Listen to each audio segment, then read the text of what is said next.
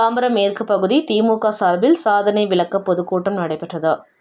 தாம்பரம் மாநகர தாம்பரம் மேற்கு பகுதி கழக திமுக சார்பில் நாடு போற்றும் 4 ஆண்டு தொடரட்டும் பல்லாண்டு கழக ஆட்சியின் சாதனை விளக்க விழா பொதுக்கூட்டத்தில் திலகவதி நகர் சந்திப்பின் பழைய GST ரோடு இரும்புலியூர் பகுதி கழக செயலாளர் 5வது மண்டல குழு தலைவர் எஸ். இந்திரன் தலைமையில் நடைபெற்ற இக்கூட்டத்தில் தாம்பரம் மாநகர செயலாளர் SR ராஜா MLA, தலைமை கழக பேச்சாளர் ஜெகதீசன் கலந்து கொண்டு சிறப்புரையாற்றி நலத்திட்ட உதவிகளை வழங்கினார்கள்.